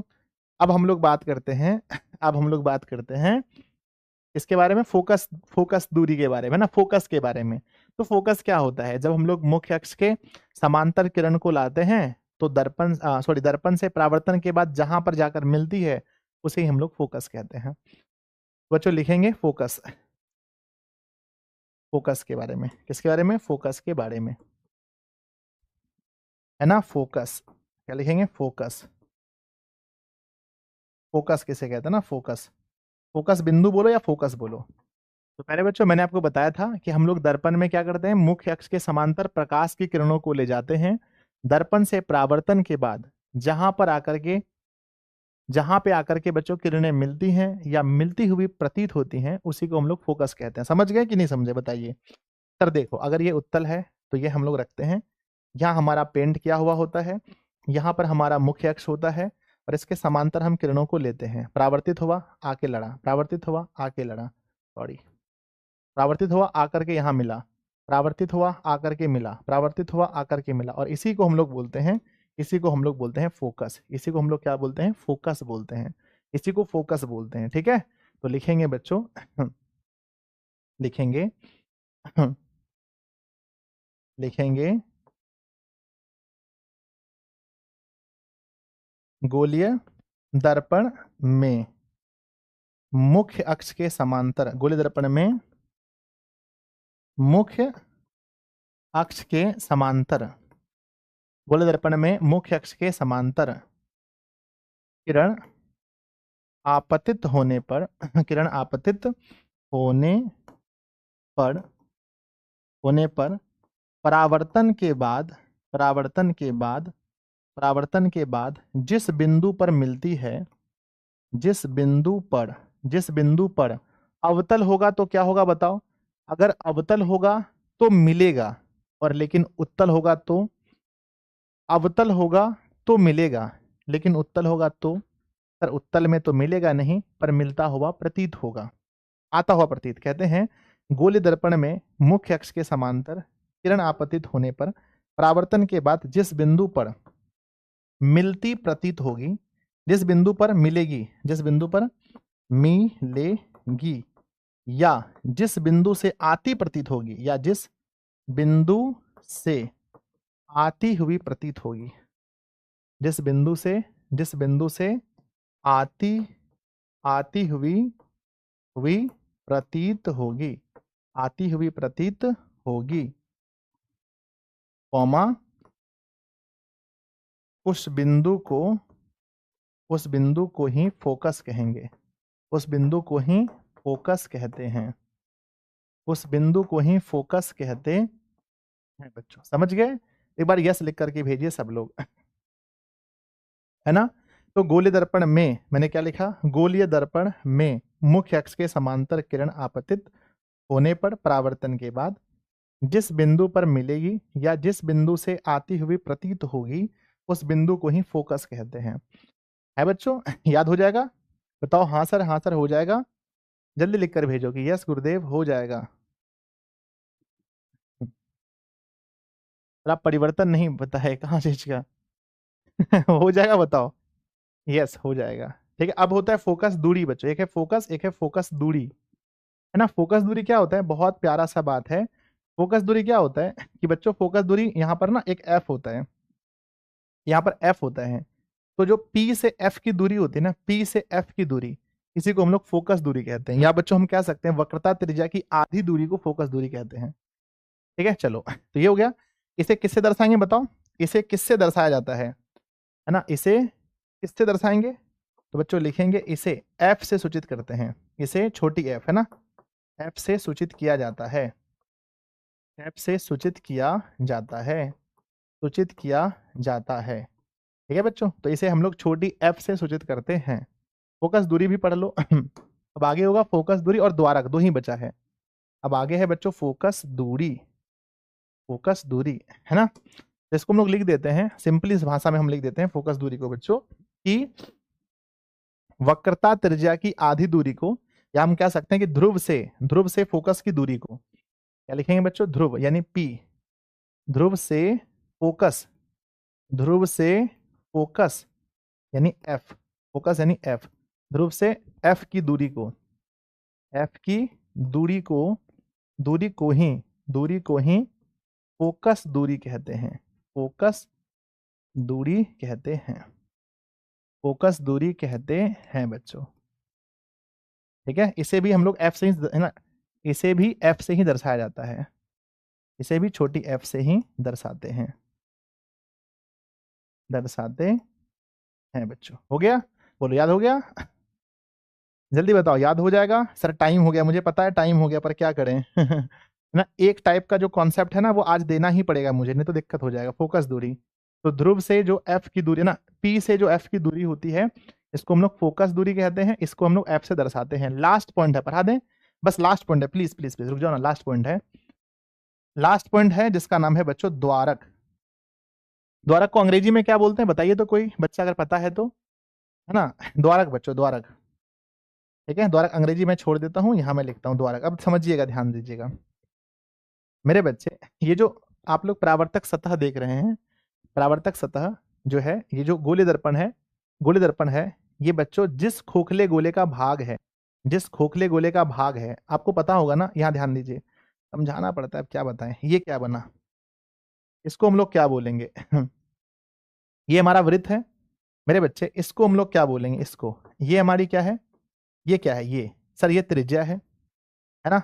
ये पूरा हमारा वृत्त था और ये हमारी त्रिज्या है। अगर बच्चों अगर हम ऐसे खींच दें लकीर तो अब ये क्या है बताओ, अब ये क्या है? ये त्रिज्या नहीं है, व्यास है ये बच्चों ये हमारी त्रिज्या थी और ये हमारा व्यास है, व्यास है, व्यास है। त्रिज्या है तो त्रिज्या को हम लोग बोलते हैं, त्रिज्या है बच्चों तो हम लोग त्रिज्या को बोलते हैं वक्रता त्रिज्या। लेकिन व्यास जो होता है ना, परावर्तक सतह जो है उसका व्यास जो होता है उसी को हम लोग क्या बोलते हैं, द्वारक बोलते हैं। क्या बोलते हैं? द्वारक, द्वारक बोलते हैं। जो हमारा परावर्तक सतह होता है उसका जो व्यास है उसी को द्वारक बोलते हैं। तो लिखेंगे बच्चों गोलीय दर्पण के, गोलीय गोलीय दर्पण के परावर्तक सतह के व्यास को, परावर्तक सतह सतह के व्यास को, व्यास को, परावर्तक सतह के किसको बताओ, परावर्तक सतह के व्यास को, व्यास को द्वारक कहते हैं, द्वारक कहते हैं बच्चों। कॉन्सेप्ट खत्म हो गया, आज के लिए इतना ही था कि गोलीय दर्पण जो है उसके परावर्तक सतह का जो व्यास होता है उसी को हम लोग क्या बोलते हैं, द्वारक कहते हैं। हो गया बच्चों? चलें, अब अगली क्लास है समझ गए तो एक बार यस लिख कर भेजो सब लोग कि यस गुरुजी समझ गए। जल्दी से यस लिखो। सब कुछ समझ गए? हाँ। अब मेरे बच्चे, अब घर पे रिवीजन करके आना, ठीक है? अब सब लोग अच्छे से हाँ, अब आप लोग रिवीजन करके आना बच्चों, ठीक है? आ जाओ, मैं शुरू से एक बार दिखा देता हूँ क्या-क्या पढ़ाया मैंने। देखो भाई, ये स्टार्ट किया था आज मैंने ऐसे करके, ठीक है? ये मैंने कुछ समतल के बारे में रिवीजन करवाया। फिर मैं आपको गोलीय दर्पण की परिभाषा बताई। ऐसा दर्पण जिनका परावर्तक सतह गोलीय होता है, उसे गोलीय दर्पण कहते हैं, जैसे अवतल और उत्तल। फिर मैंने बताया बच्चों आपको कि अवतल की परिभाषा, ऐसा गोलीय दर्पण जो जिनका परावर्तक सतह धंसा होगा, उसको अवतल बोलेंगे, और जिसका उभड़ा होगा, उसको उत्तल बोलेंगे। फिर अवतल को अभिसारी क्यों कहते हैं? क्योंकि यह किरणों को अभिसारित करता है। उत्तल को अपसारी क्यों कहते हैं? क्योंकि यह किरणों को अपसारित करता है। फिर आगे मैंने बताया बच्चों, टॉर्च के बारे में आपको समझाया। फिर मैंने मैंने बताया अवतल का फोकस वास्तविक होता है, उत्तल का फोकस काल्पनिक होता है। फिर मैंने आपको समझाया कि गोलीय दर्पण में जो कुछ कुछ टर्म्स हैं, जैसा कि ध्रुव, गोलीय दर्पण के जो परावर्तक पृष्ठ होते हैं, सतह होते हैं, परावर्तक पृष्ठ या सतह बोलो, के मध्य बिंदु को ही ध्रुव कहते हैं। वक्रता केंद्र, है ना? गोलीय दर्पण जिस खोखले गोले का भाग होता है, उसी के केंद्र को वक्रता केंद्र कहते हैं।